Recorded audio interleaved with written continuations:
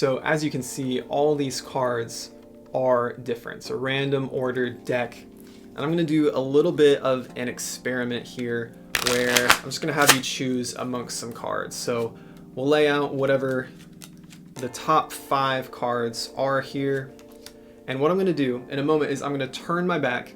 You're gonna turn over one of these cards and then you're gonna memorize it. And if you were here, I'd have you mix them around as well, okay? So it would look something like turning over the card, memorizing it, and then we would mix the cards around. I'll just use a different one, so because I've seen that one. Okay, so here's how we're gonna do it. I'm gonna turn around, I'll kind of blindly turn one up for you, okay? So I'm gonna close my eyes here, pick up one of the cards, make sure you memorize that card. All right, I'm gonna place that down and do my best to just kind of jumble these all up so there's no way I could have known it.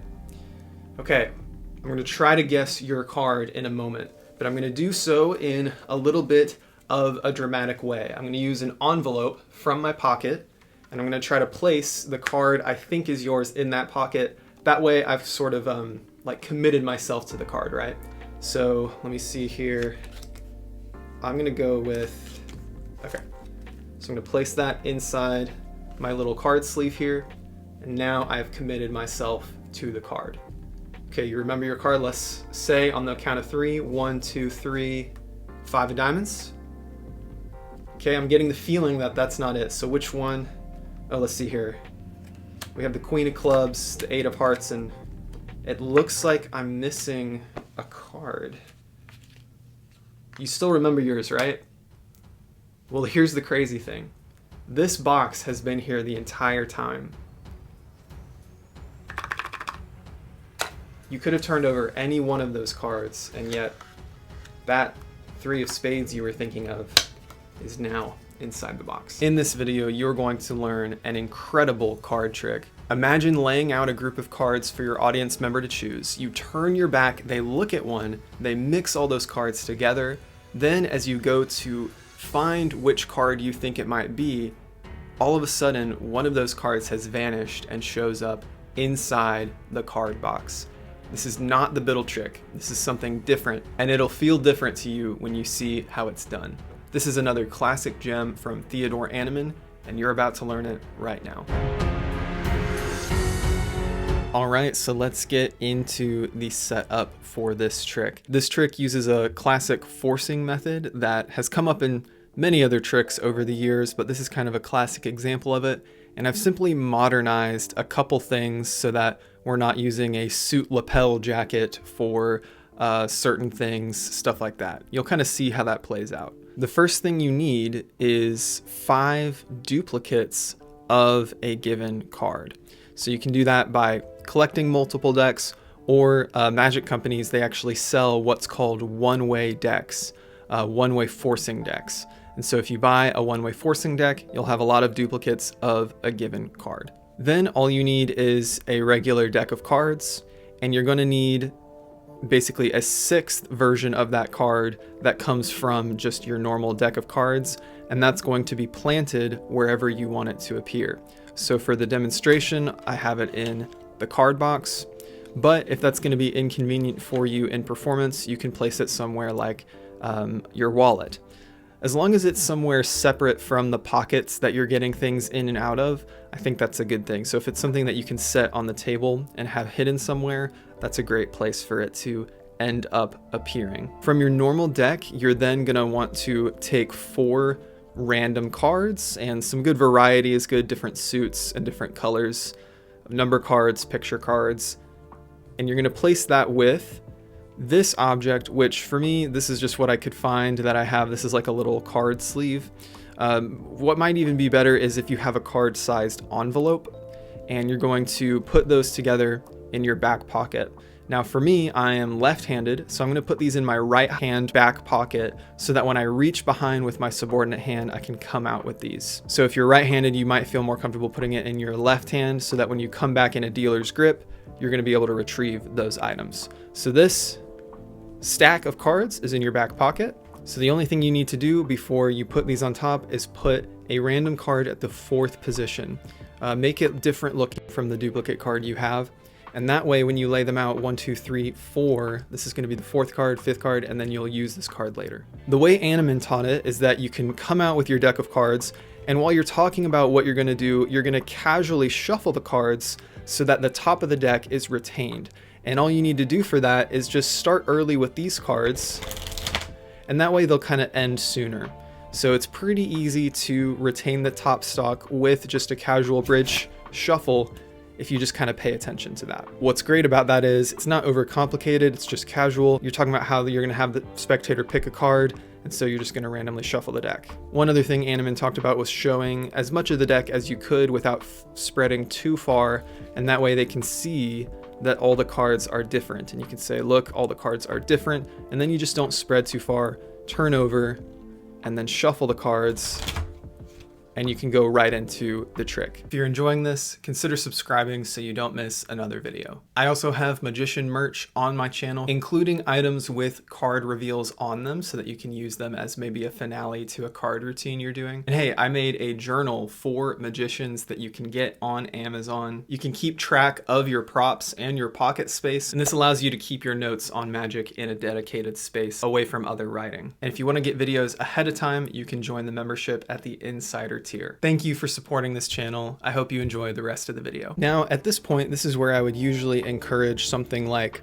a force to then get into this, like a force that cuts to this point in the deck, but I don't really think you need it with that intro that Annemann taught, that kind of casual, show that all the cards are different, shuffle the cards, and then because we're having them pick from 5 cards, I don't think you have to add too much more procedure before that. So now you're going to explain that you're going to lay out these 5 cards, and with more space you can do it in one long row, but just so you can see them all, I'm going to lay them out like this.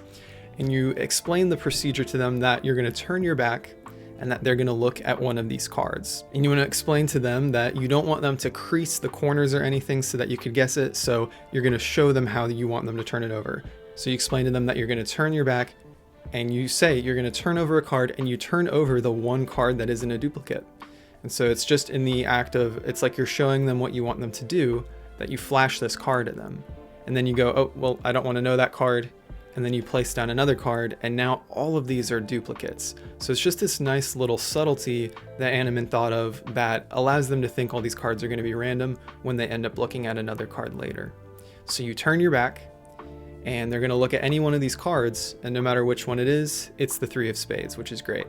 Then you can explain to them that you want them to kind of mix them around a little bit, and that also keeps them from looking at any other cards because of the procedure.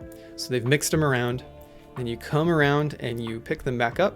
So they've shuffled them, you've taken them back. Of course, you know that these are all 3 of spades, and you are going to go into the next part of the procedure. So here's the next part. This is the switch. So you're going to come behind, and I want you to imagine here that we have our back pockets. So in my right back pocket, I have the thing I'm going to switch into, that stack of cards. So what you do is you reach behind your back and you reach over to the opposite side pocket, and you're going to dump these cards.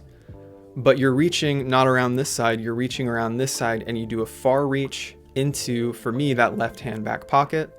And then you're going to come back to here where these 4 cards and the envelope are being held, and you're going to take them out around the same side. So that's the switch, but here's what you say while you're doing it. As you come around, you say, now I'm going to try to guess which card is yours, and I'm going to commit to my guess, and you come around, you do your switch, by placing it in this envelope, right? So that's your motivation, that's the quick switch.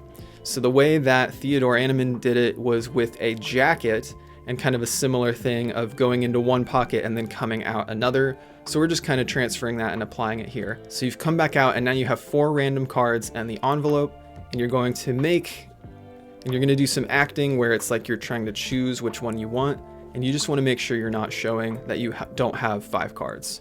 You take one, you place it in here like you've committed it, and now you're here. So you've basically cleaned up this whole thing because now this is gone. Your method of forcing is completely ditched away, and you're just here now. You're here in this situation, and you do a grand reveal of the magician gets it wrong. Look inside here, there's nothing. Oh, which one was it? They'll tell you. You go to here, and now there's only 4 cards, so it's a little bit like the Biddle trick. And this is kind of how presentationally I've adapted it from him. It's kind of taking some things from the Biddle trick and what other magicians have done in that kind of presentation, and we're doing it here with this method. So you have that beat of, oh my gosh, the 3 has vanished, and then you can reveal it wherever you have loaded it, in this case, in the box that has been there the whole time. Now, this doesn't have to be a transporting effect. It can be just a force and revelation. So let's say you've done that kind of show one card that convinces them these are different. They look at one, they mix them up. You can still go behind your back for that switch, but when you come back out, you're going to actually have 5 cards, one of which is their chosen card. And you can do a true guess of their card by placing it in that, and it's just more of a straightforward, you've gotten it. Or you can maybe make the drama happen by placing it in ahead of time, and then doing some mind reading and pretending to look at them and say, oh my gosh, I think I got it wrong. And so you switch and you put it to the 3 of spades, something like that. But of course, I think it is really strong if you are able to make it disappear and appear somewhere else. That's always a strong effect. But I just wanted to let you know you kind of have options, right? If you start with that standpoint of having these 5 cards that no matter which card they pick, it is a force card, what can you do with that? All you need to do is be able to make that switch occur and kind of have motivation for it. You need to be pulling something out with those cards when you casually go to your pocket with them, so that when you come back out, it doesn't seem dicey. I hope you enjoyed this video. If you did, check out the video that's being recommended to you on the screen at the end here. Until next time, keep enjoying your magic, stay a hobbyist at heart, and I'll see you guys in the next video.